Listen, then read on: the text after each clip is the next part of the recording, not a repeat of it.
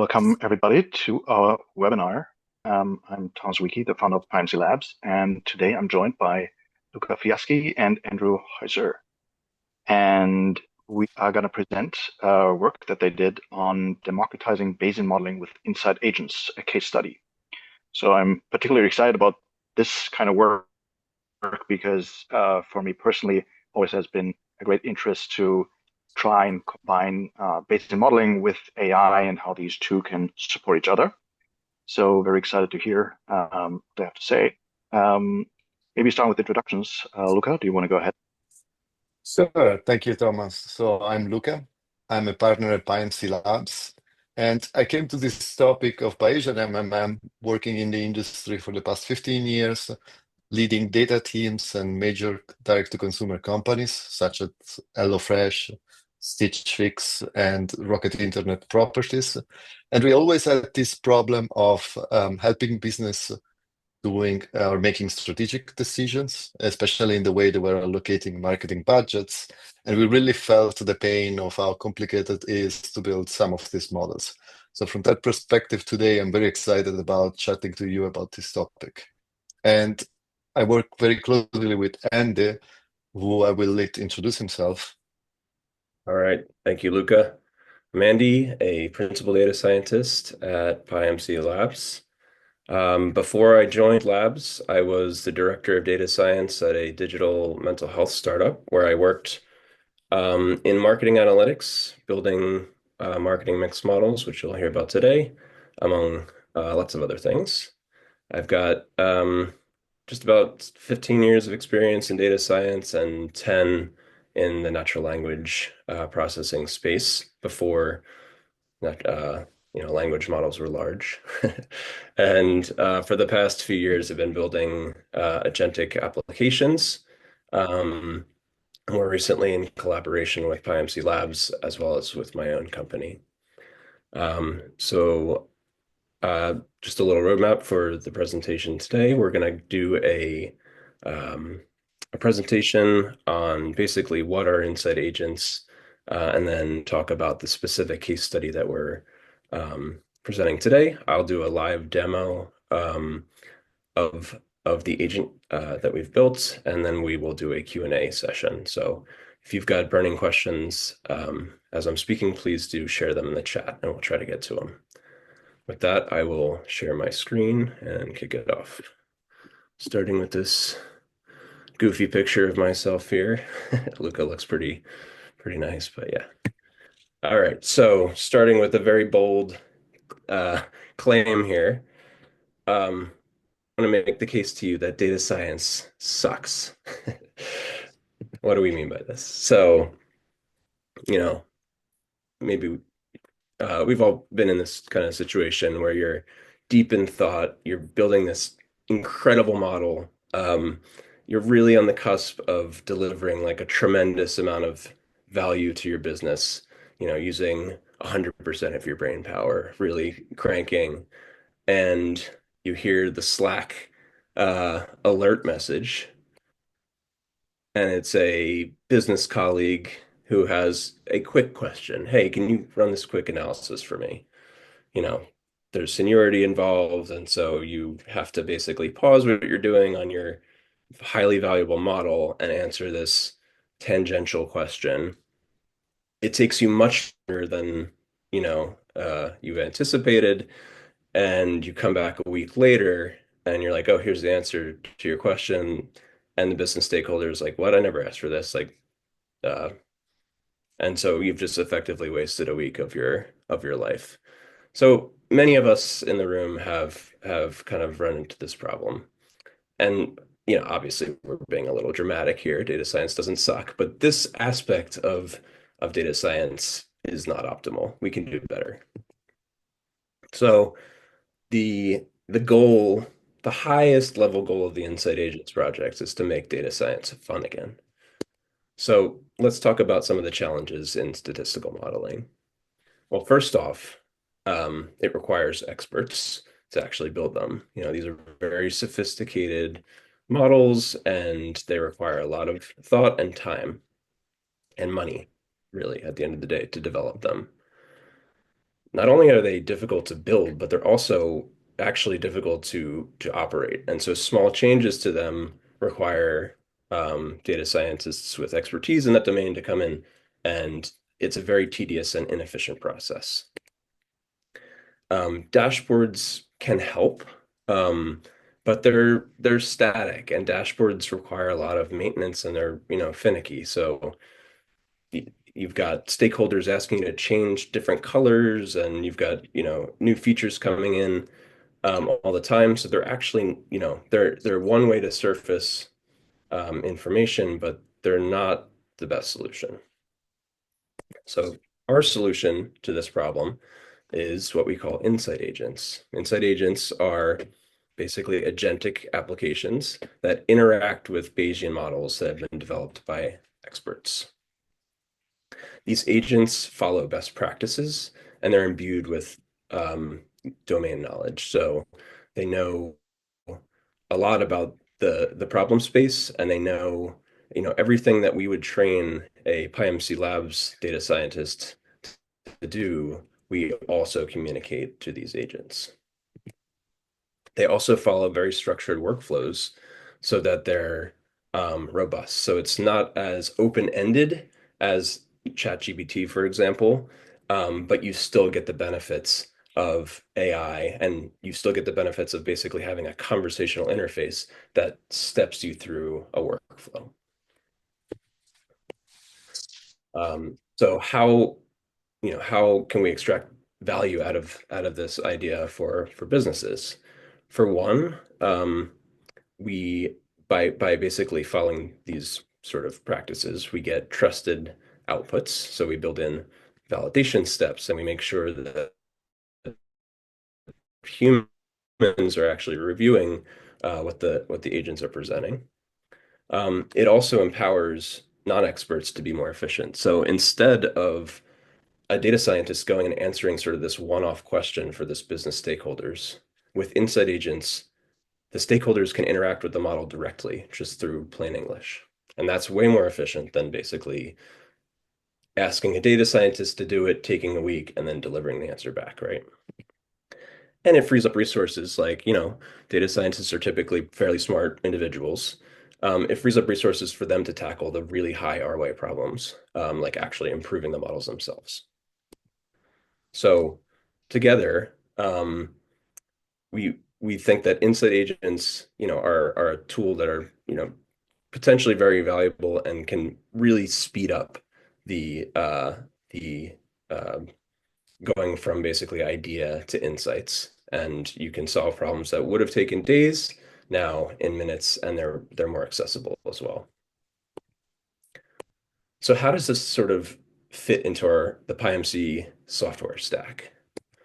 So at the foundation, we have the PyMC package. And this is really tailored to Bayesian modelers. And you're building these models from the ground up.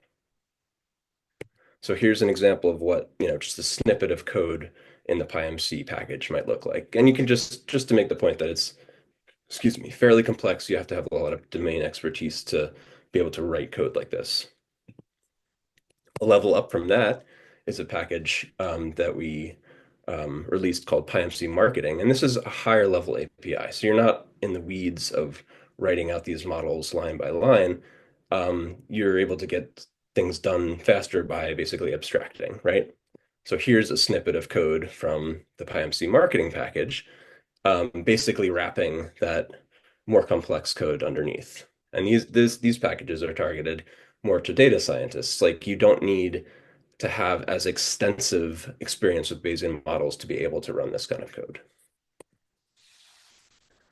Then there's the next level up is dashboards. So this would be an example of, one of our products is Simba. That is more tailored to a data analyst, right? So like, these dashboards are set up so that it's easy to understand, what you're looking at. But as we sort of mentioned before, they're brittle, and they require a lot of maintenance to basically keep up. And then and then there's an example of a dashboard. And then finally, at the peak, at the apex is the MMM AI agent or insight agent. And this is basically a conversational interface that gives you access to all of these lower levels. And the target audience here is marketers who may not have, expertise in building a model, but they know that they want to spend their money efficiently and they know the right questions to ask. And then it's also analysts that can basically answer these questions, but just using a conversational interface. So we see this as sort of a progression where the different levels are tailored to basically different personas.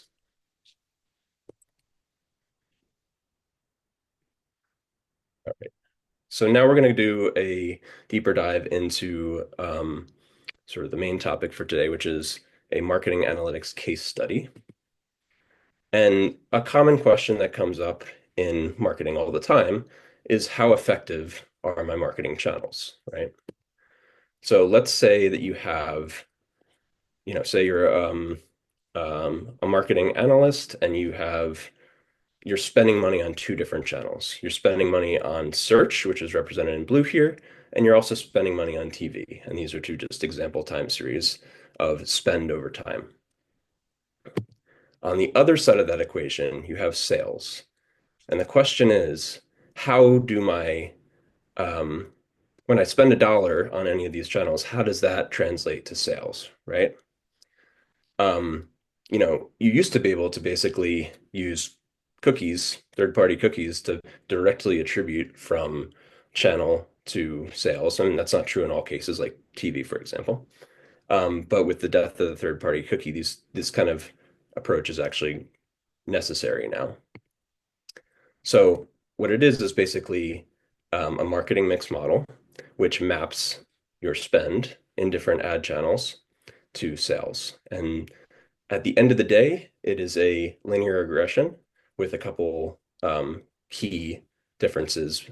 For one, you can't spend money infinitely. There's a point where you're basically hitting an asymptote. The more money you spend, you're not getting any more juice out of that. So that would be modeled with the reach function. And ad stock is basically if you spend a dollar today, how long does that money last? Does it last a week? Does it last a day? So these marketing mix models are effectively linear regressions with these added layers that help you model the data more appropriately. And then you can also add things like trend and seasonality, product releases, all kinds of other things that also might explain your sales data. So together you have like a collective sort of model of all of the things that your marketing team is doing and how that maps to sales. The output of one of these models is something like this. On the x-axis is how much you've spent, and on the y-axis is sales. And you can see that these curves are bending. So the more money you spend, you're getting incrementally more sales, but they're reaching sort of an asymptote. And a key insight here is basically that search in this example is a more efficient channel than TV, right? So for the same amount of spend, you're actually getting more sales for search than TV. These are the kinds of insights that people are able to, that is just why you develop these marketing mix models. So you know which channels in your data are more or less effective. All right, so now I'm going to do a live demo. Hopefully that will work. We all know about the live demo effect, so bear with me here for just a second while I get this thing spun up.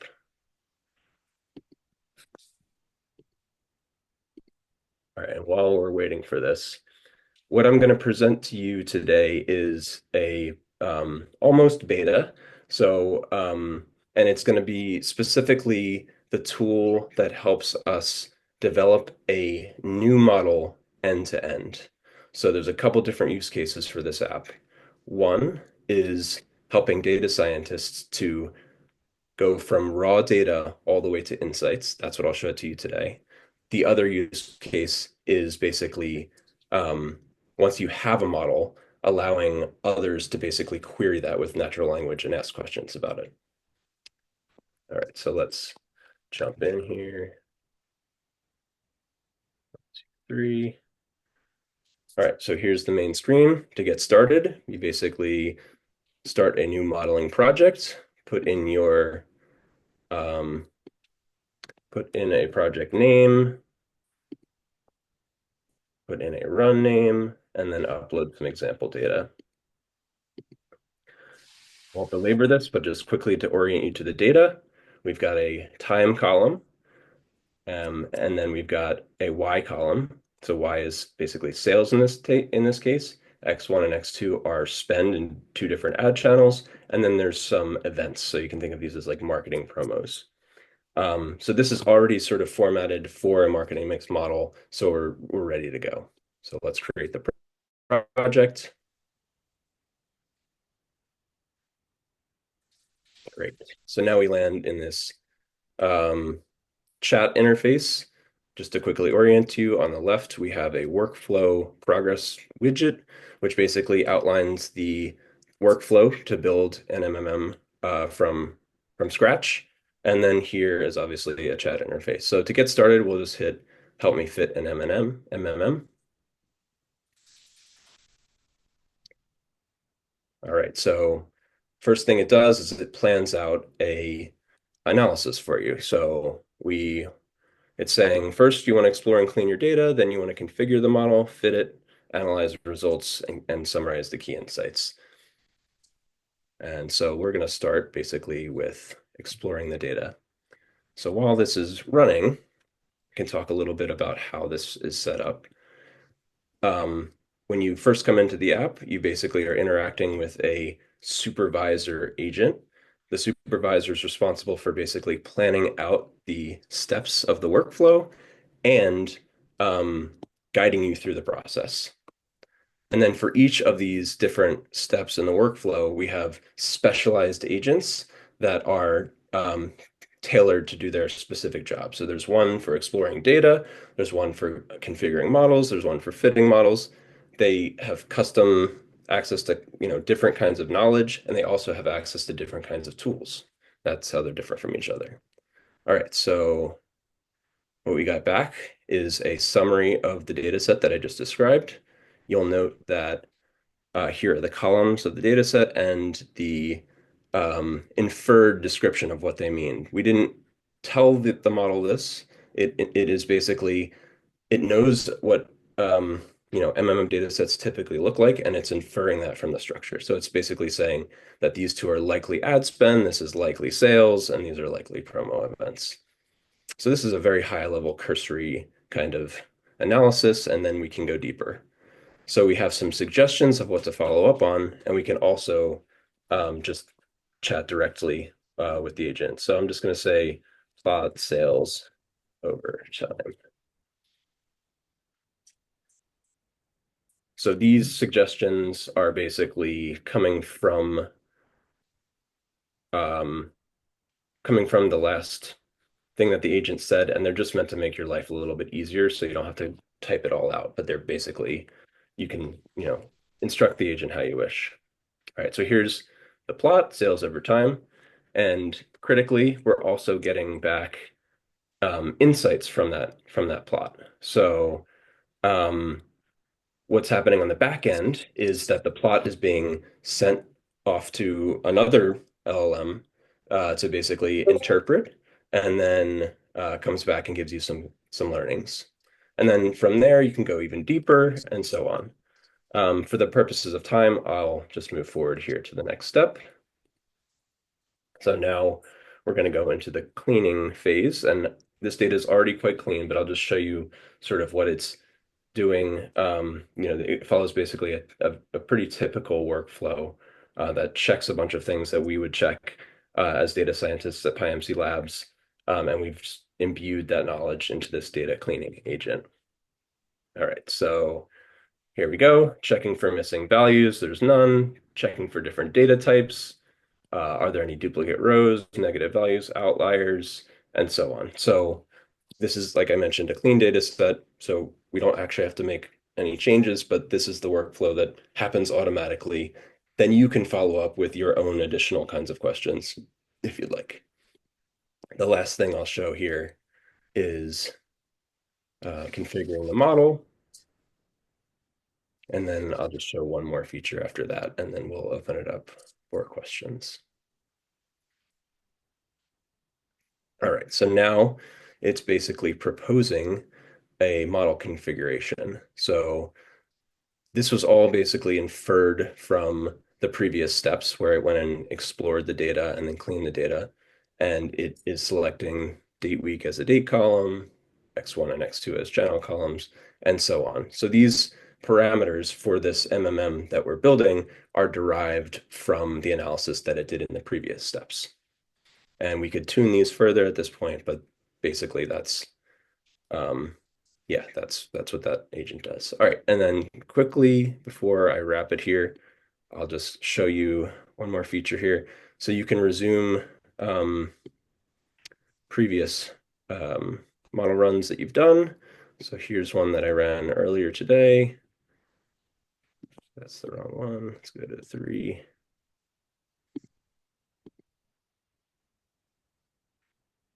First one. Okay, here we go. There it is.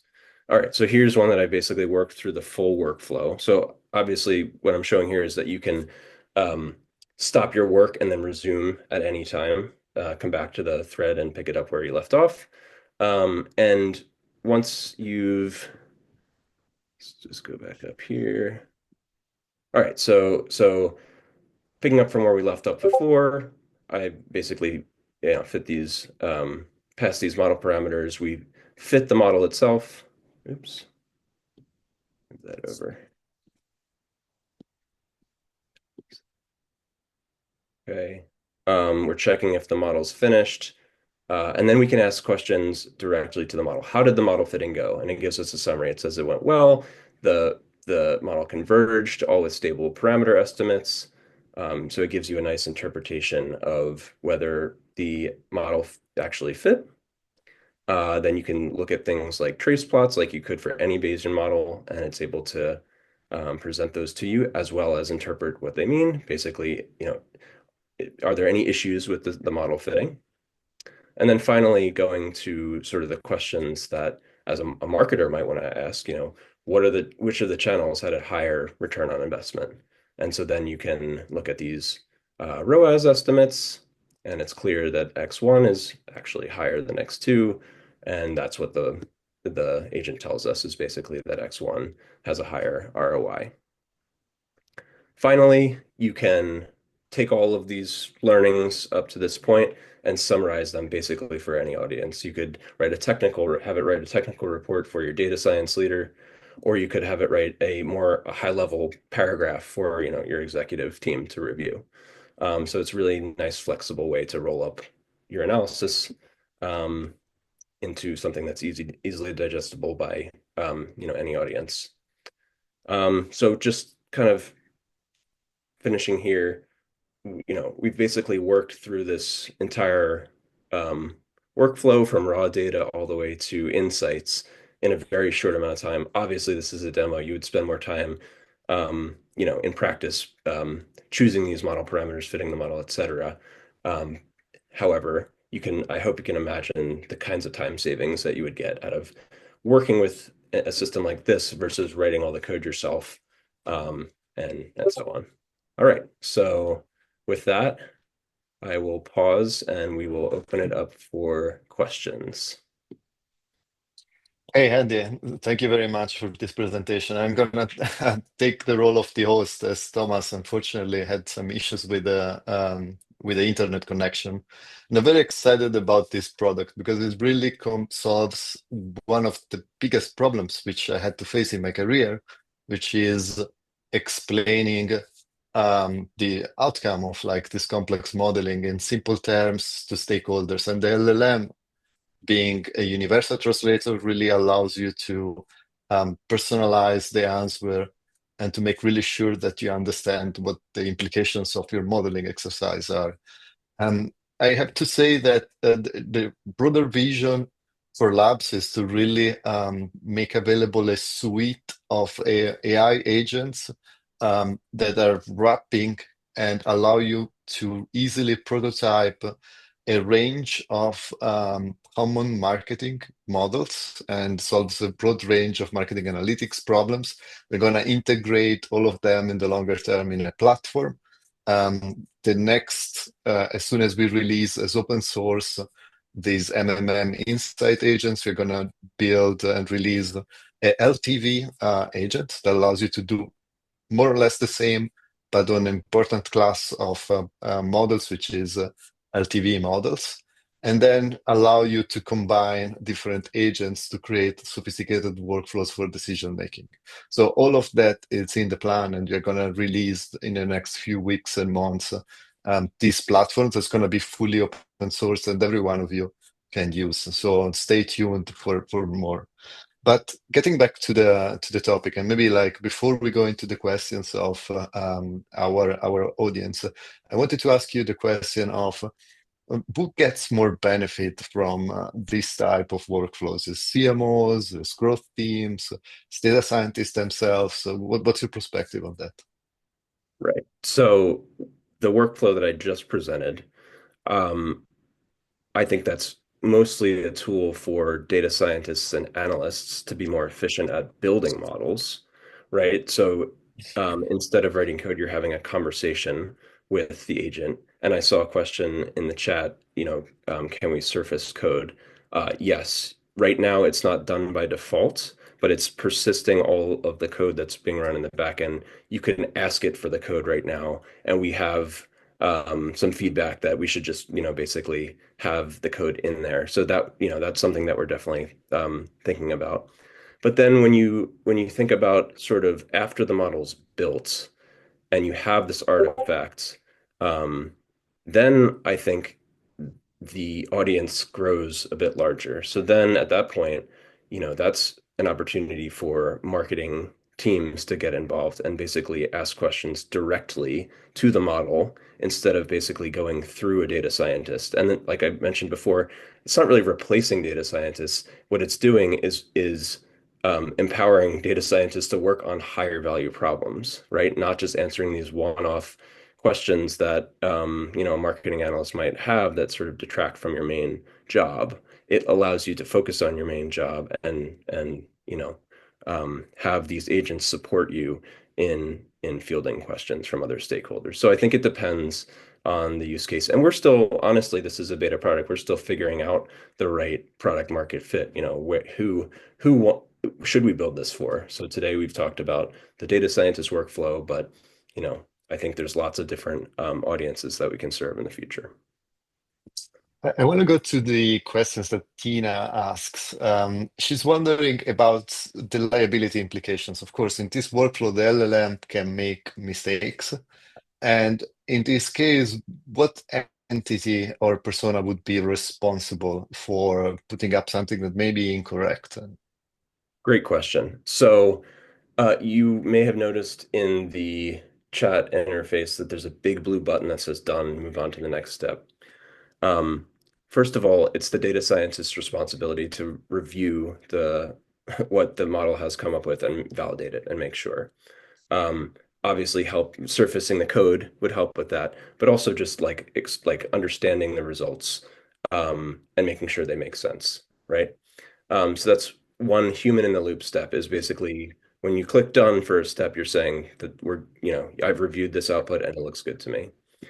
We also have the ability to export all the code afterwards. So it's not actually currently built into the beta, but it's on our short list of features to build, is that as soon as you're finished, you can push a button and you get a Jupyter notebook or some kind of notebook that has the full analysis spelled out for you.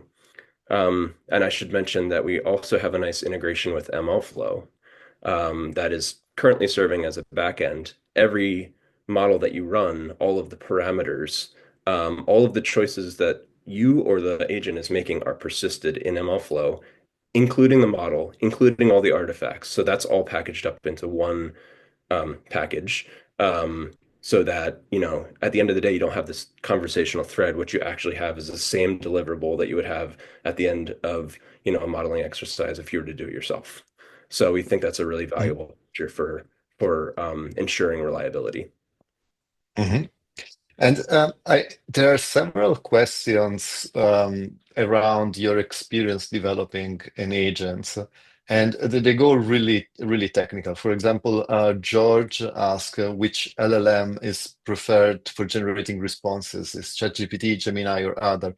But more generally, I would say, can you address the question of what did you learn by developing such a system, and what are some tricks that you would recommend to people while they're like tackling such a complex project of having to build an interactive agent where you actually help them write code and develop a sophisticated statistical model? Yeah, so I would say MMMs are a complex workflow. And so complex workflows, you want a sophisticated system to basically solve that kind of problem. We, in a prior version of this software, tried a single agent sort of architecture that had access to a set of tools. We told it what it's, how it should follow the rules. In practice, we found that it wasn't really following those rules very carefully and would go off the rails quickly. And so we moved to this multi-agent approach. And so now we've got this supervisor agent whose sole responsibility is for orchestrating the workflow. No, it has knowledge about, which steps should go when and in what order. Then we have sub-agents, for lack of a better word, that tackle each of those steps in the workflow. Explore the data is its own agent, clean the data is an agent, and so on. And so by dividing up basically splitting up this complex problem into smaller bits, we get a lot more reliability.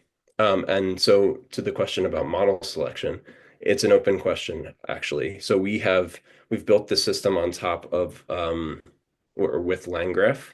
And so we have flexibility to basically choose different models for different steps. The ones, what I presented today is basically all GPT-4.1.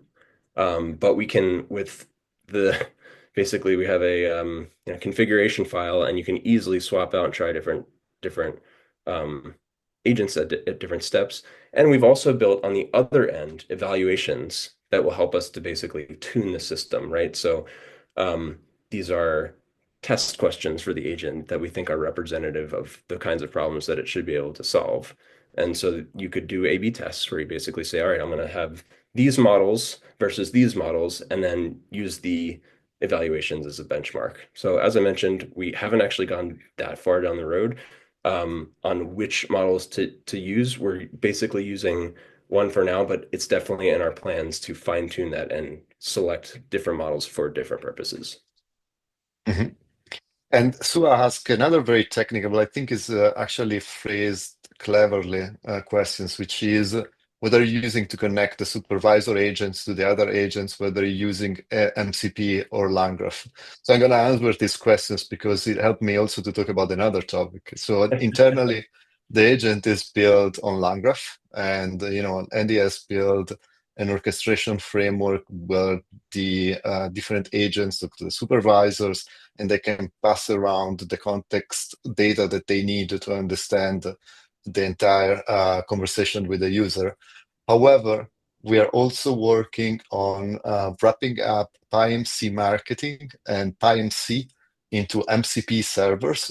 These allow actually, or will allow data scientist developers to integrate the libraries with MCP clients. So basically allowing you to use PyMC marketing and PyMC directly in Cursor or in Claude, or to use them to integrate in your own agents as tools that they can use to build sophisticated model and even run those computations on our PyMC Lab servers so that you don't have to set up all the dependencies internally on how to run our code on a GPU to make it as fast as possible.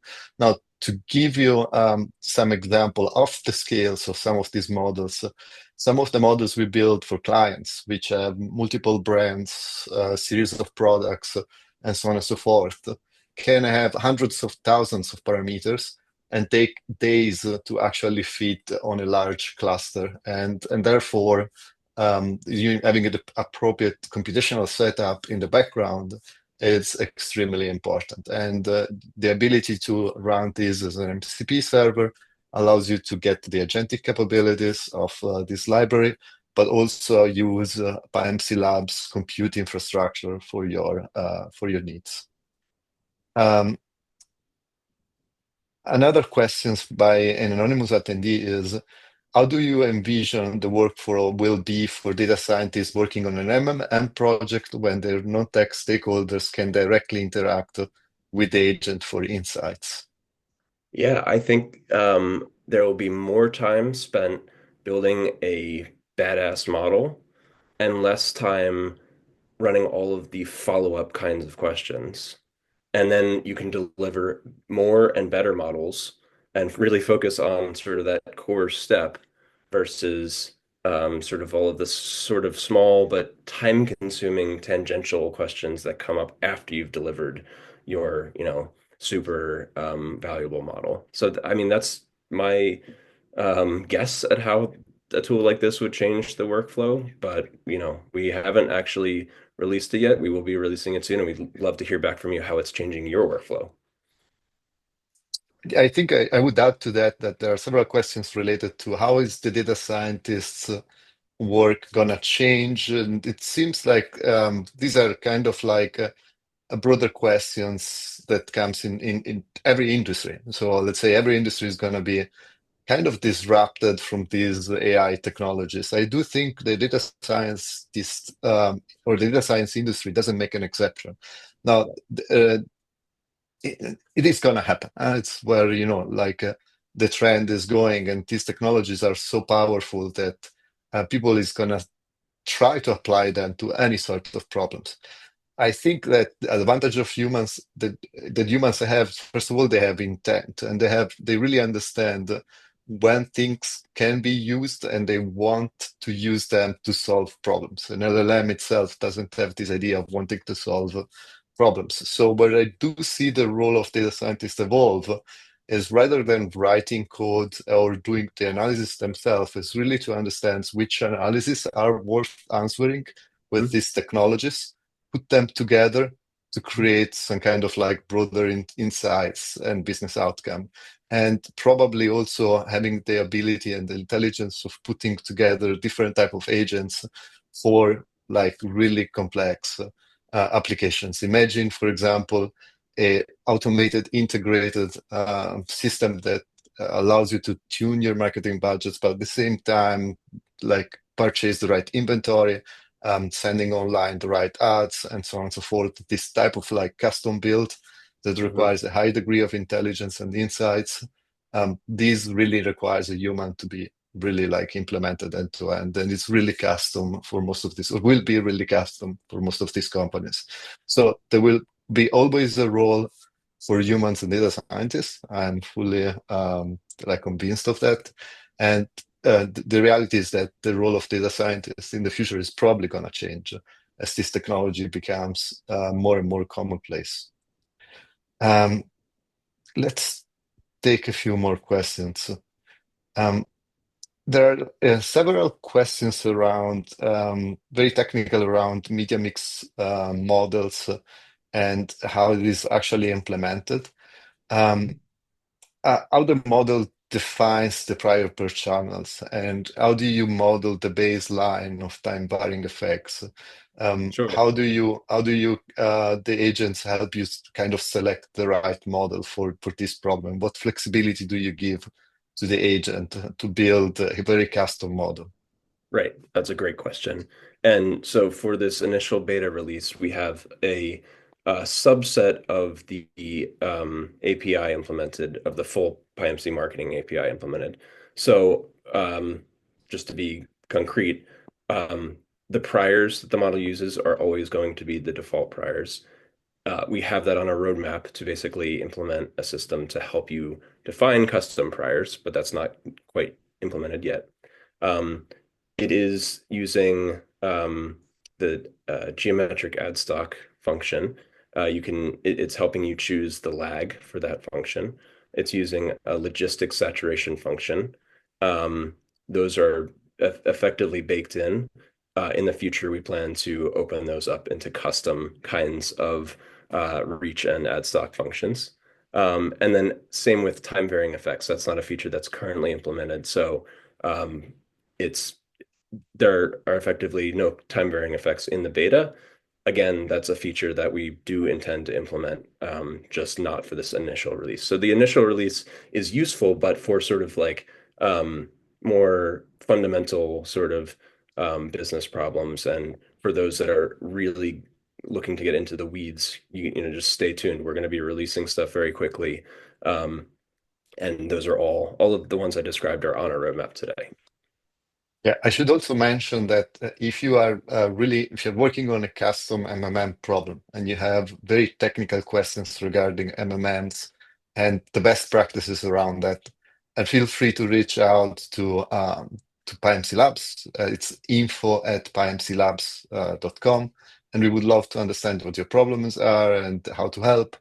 We also have a PyMC marketing and PyMC discourse, which is basically a forum where you can ask any questions you may have, and we are answering very, very quickly. So if you have a questions like technically how do I implement this or that, and when does it make sense to use this or that, feel free to post it in our discourse.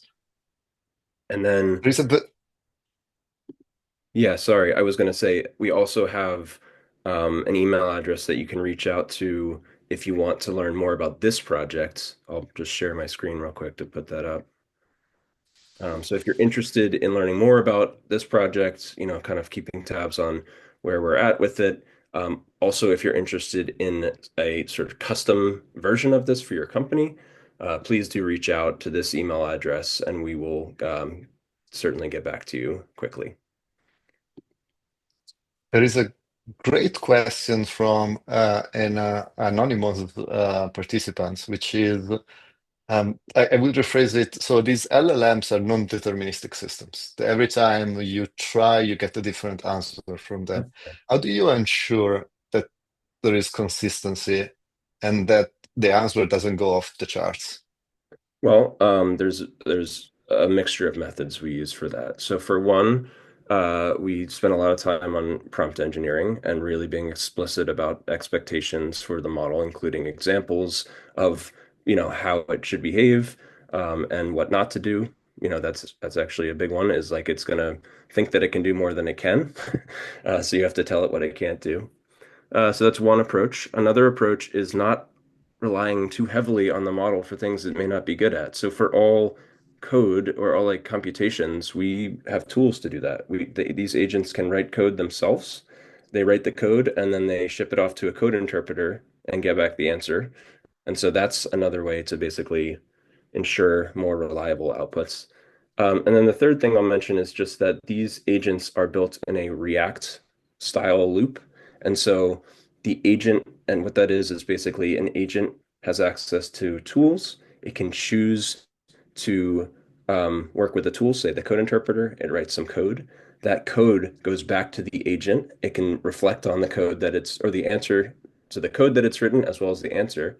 And then it can choose to come back to the person, or it can choose to iterate again if it's not enough to satisfy the answer. Or if there's an error, for example, there's a question about error handling. If it writes code that is actually syntactically incorrect, it'll get fed back to the agent and then it'll correct itself before it returns to the person, which is another nice way to build reliability into the system. So with all of those three approaches, you know, you're never going to get perfect accuracy. These are stochastic systems, they're probabilistic, but there's a lot of different tricks and tools you can use to make them as reliable as possible. And, you know, approaching like, you know, human level reliability, like that the goal, you know, humans make mistakes too, right? So, you know, the bar, we have to be careful about where we set the bar.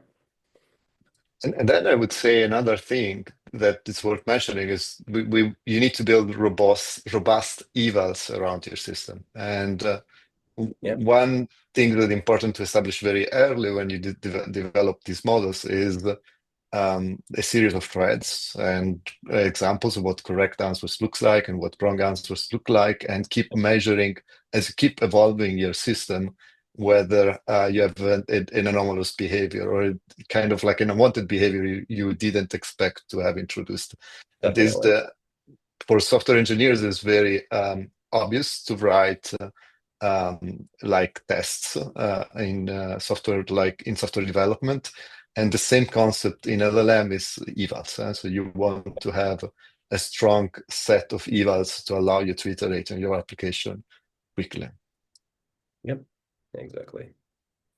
And there's another question on whether it is possible to import into the tool a model that was previously built using PyMC marketing. Not currently, but it's definitely a feature that's on our list. That would basically, be the use case of you have an existing model and you want to just surface that model to stakeholders. It's something that we're very keen on exploring. Like I mentioned, we don't have a mechanism in that for the beta, but it's definitely a direction that we're interested in exploring because that unlocks this whole other use case of like, any stakeholder being able to interact directly with the model. And we hear already from some of our existing clients that that's a version of this application that they're very interested in. So yeah, stay tuned on that. Mhm. And yeah, there's another interesting questions that I think it can be of general kind of like in help for everyone. Yeah. And I'll rephrase it a little bit, which is how do you actually, what are some tips and tricks to develop prompts? And did you prefer using a framework like DSPy, or did you develop your prompts yourself?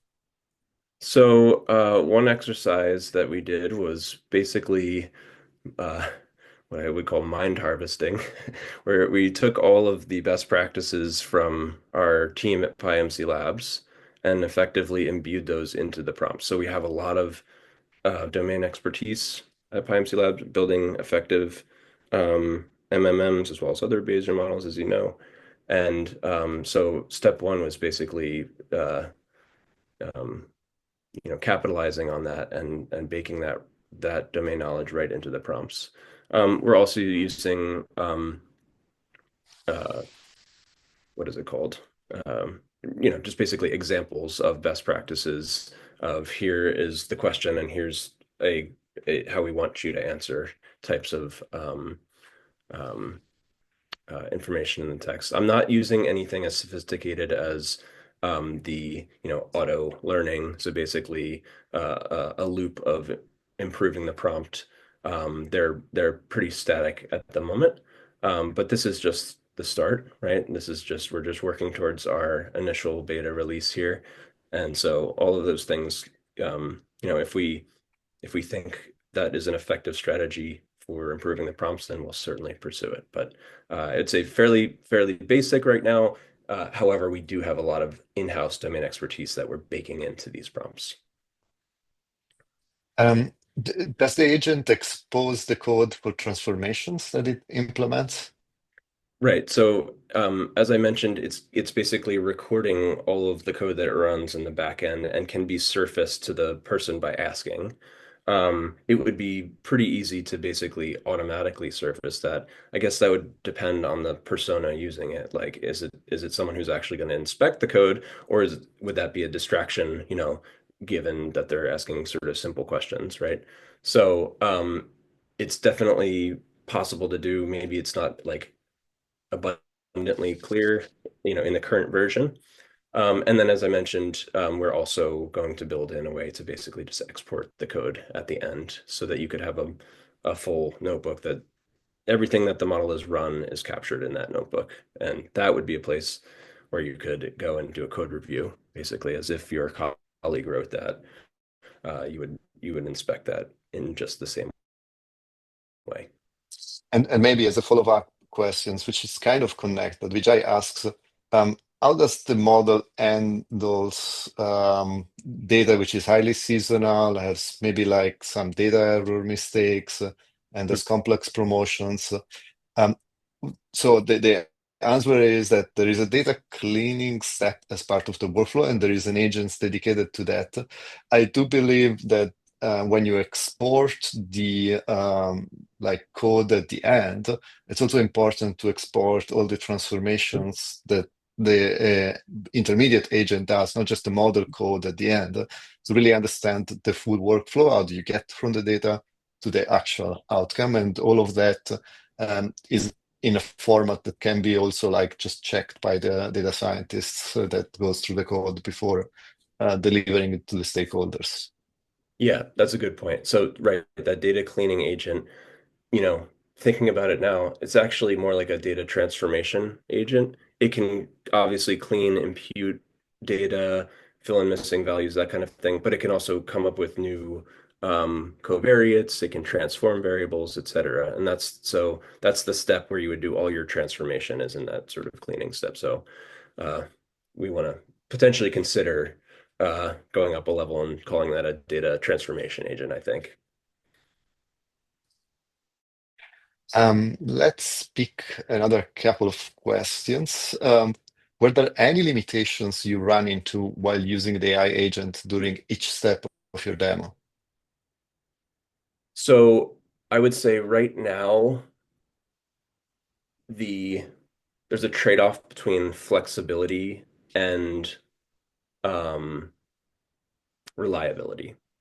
Right now, I think the agent framework is leaning more on the reliability side. And so it is following this linear workflow, right? And so if you ask a data exploration question late when you've already fit the model it may not appropriately handle that because it's expecting you to ask questions about analyzing the model. So that I would say is one limitation to the current implementation is that it's highly structured, which was done for reliability purposes at the expense of some flexibility that you might see with ChatGPT, where you can just jump around and ask, any question at any time.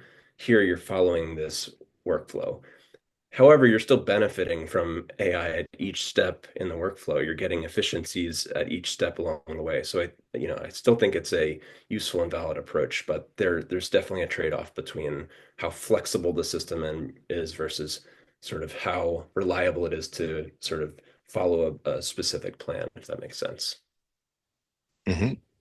And there is a great question here, which is, imagine you are in a situations where the model is already built and what you do is periodically do some more data cleaning, feature engineering step, and those are really clearly defined. You're just refreshing the models periodically.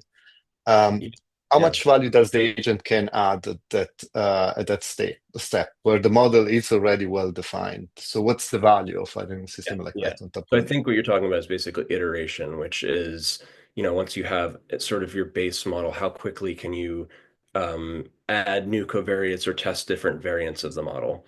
Um, Today, you would effectively need to start a new thread. So you would need to go back and work through the full workflow. This came up in our user testing recently. We're fully aware of this as something as a feature to add.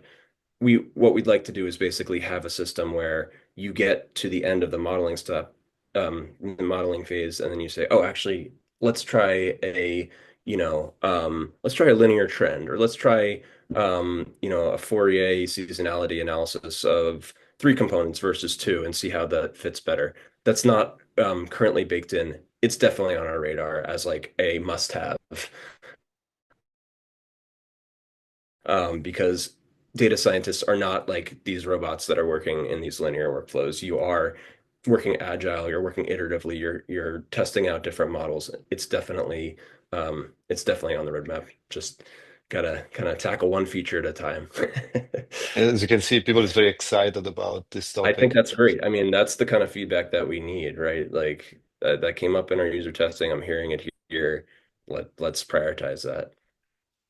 I would say to answer this question, I would also say that um, I do think one of the key advantages of LLMs is that they're kind of universal translators. They can explain a complex concept like a 5-year-old would actually digest it.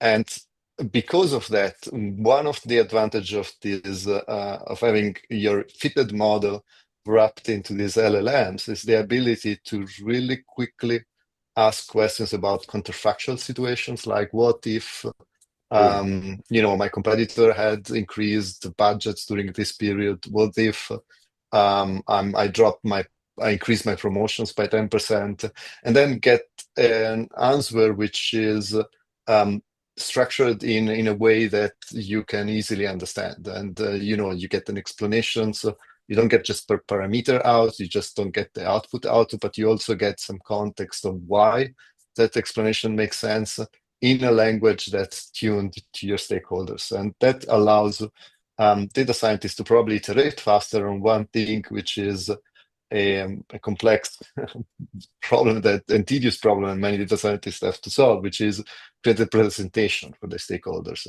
And as part of these agents, we haven't yet implemented it, but we want to also give the ability to create even like the email address into the chat thread. And Luca, as my boss, I think you're asking me to publicly announce a date. Is that what I'm hearing from you? yeah, yeah, so a range of dates. Right. So we are on the cusp of the beta release. We're basically working out bug fixes now and fixing a few things, preparing the documentation so that it's easy for you to understand, and then look out for an open source release in the next 2 weeks, say. Okay, thank you very much, Andy, and thank you everyone for attending. This was great. I really appreciated the questions, very, very clever questions, and hope you get in contact with us and get to play with this tool very, very soon. Bye And bye. Have a great day. if we didn't answer your question, reach out to us in this email address and we'll get it answered for you. Thank you so much. Bye bye.